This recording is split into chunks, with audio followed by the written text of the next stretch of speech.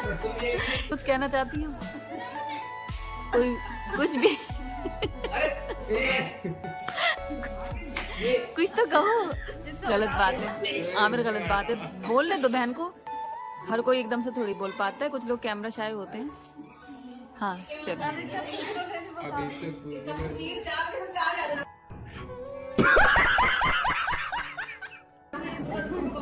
वैसा तो यार तुम इतना जल्दी से कैमरे में आगे आती है, बोलो कुछ तो कुछ तो बोलो। ईद का कुछ तो बोलो। क्यों आई क्यों थी आगे? चलो शिम्मी कुछ कहो। शिम्मी ईद विश दो।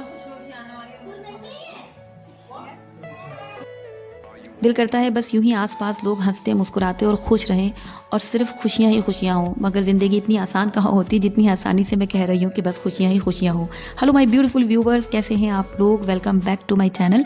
प्लीज़ एंड तक बने रहिएगा। ये क़िमाम की सिवैयाँ हैं, ईद के बाद जो बच जाती हैं तो उन्हें बनाते रहते हैं। खैर बाहर जाने का मौका मिला तो सोचा चले एक व्लॉग कर लेते हैं। और यहाँ पर सनफ्लावर्स बहुत अच्छे लग रहे थे। ये पेट्रोल पंप है और जैसा देश में इस वक्त हम हालात देख रहे हैं, कई जगहों पे बड़ी लंबी लाइन लगी है, लेकिन यहाँ बड़ी शांति, बड़ी खामोशी थी। जितना भी हम रास्ते में हमें पेट्रोल पंप पड़े, सब शांत एकदम। पता नहीं लोग कहाँ चले गए थे उस दिन, मैं यही सोच रही थी।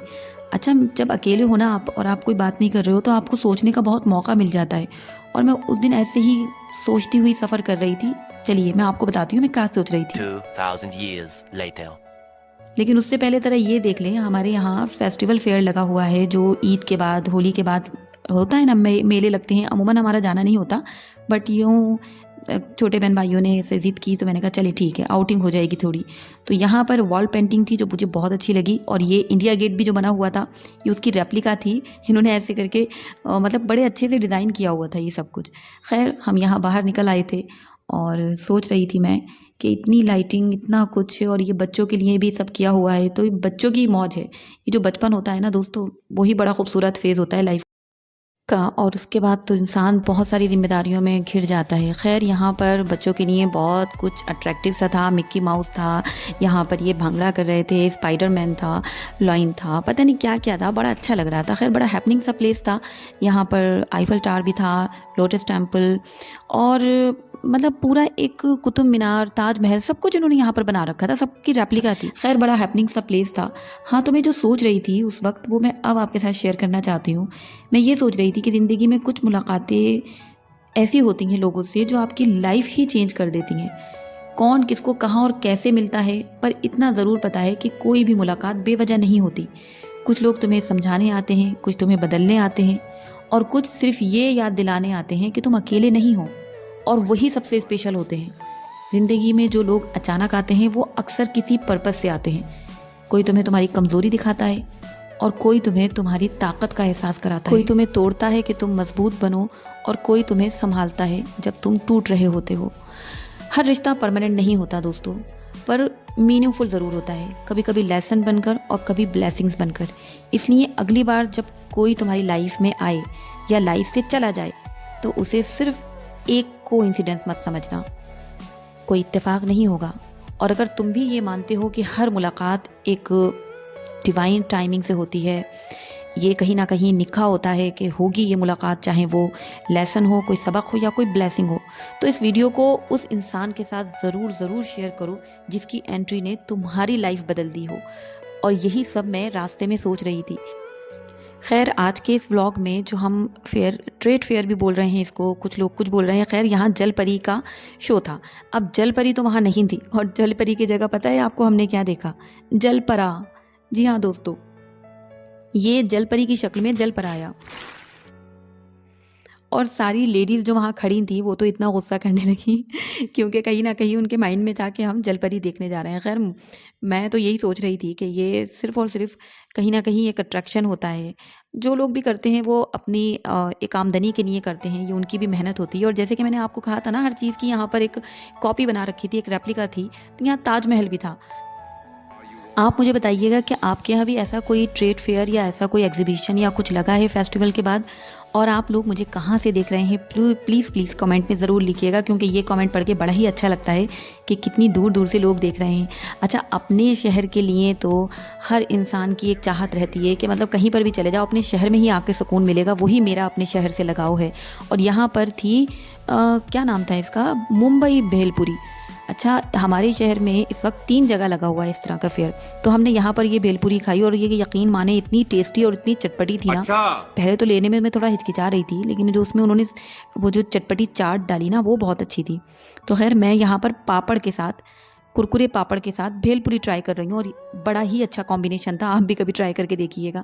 और यहाँ तरह तरह के अच्छे अच्छे और बहुत ही बच्चों को अट्रैक्ट करने वाले झूले लगे थे। यहाँ की रिंग्स थी, ये मुझे बड़ा अट्रैक्ट कर रही थी। बस मैं कहती हूँ जिसका भी जो आमदनी का ज़रिया हो, ऊपर वाला उसको बरकत दे। ये देखें, एक ऐसा लग रहा है ना कि जैसे ख्वाबों की दुनिया है।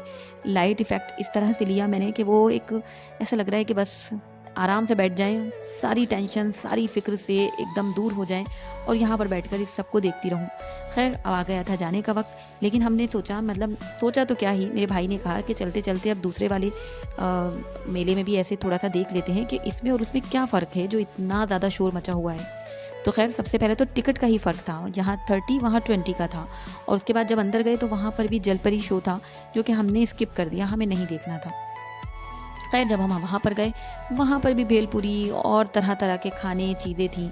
अब यहाँ पर हमारा स्वागत हुआ और यहाँ राजस्थानी स्पेशल अचार थे और इतनी वैरायटी के अचार थे ना कि मुझे खुद भी हैरान हो गई थी कि किस किस चीज़ों के अचार पड़ते हैं।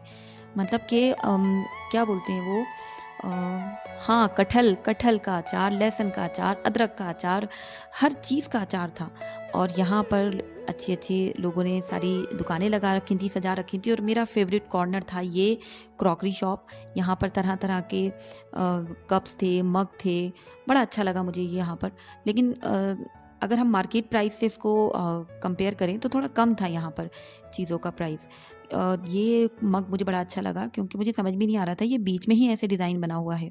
ये कैट बीच में बनी हुई थी और मतलब आप इसमें चाय कॉफ़ी निकालें और ये ऐसे ही बनी रहेगी, आपको धोने में थोड़ा दिक्कत आ सकती है, वो मुझे समझ नहीं आ रहा था, इसलिए हमने इसे नहीं लिया। खैर यहाँ पे क्यूट से प्यारे प्यारे से मग थे, बॉल सेट थे, बहुत अच्छा लगा मुझे ये सब कुछ। हम ऐसे ही चलते गए तो हमारे भाई ने कहा चलो पिज़्ज़ा खा लेते हैं, बहन की भी यही फरमाइश थी।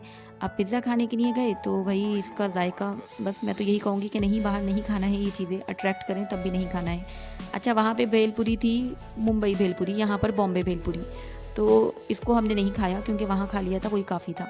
हाँ, ये गोला खट्टा ये हमने ज़रूर लिया, काला खट्टा, और ये ऐसे बर्फ़ की स्लाइस करके ऐसे बनाया जाता है ना। और ये हलवा पराठा यहाँ हमारे शहर का ये एक, जिसे कहते हैं ना, स्पेशल हलवा पराठा होता है, जिसमें पराठे का साइज़ इतना बड़ा होता है और ये हलवा जिसमें कि ढेर सारे ड्राई फ्रूट्स होते हैं। Later that same अच्छा, evening. उसी के फिर शाम को हमें एक शादी में जाना था। तो बस यहीं तक का था व्लॉग। बने रहने के लिए बहुत बहुत शुक्रिया। अगर एंड तक देखा है प्लीज़ शेयर करें, सब्सक्राइब करें चैनल को और ऐसे ही अप्रिशिएट करते रहें, सपोर्ट करते रहें। बड़ी हिम्मत मिलती है कसम से, एक भी बंदा इस वीडियो को देखेगा तो बहुत शुक्रगुजार हो उसकी। Thank you so much.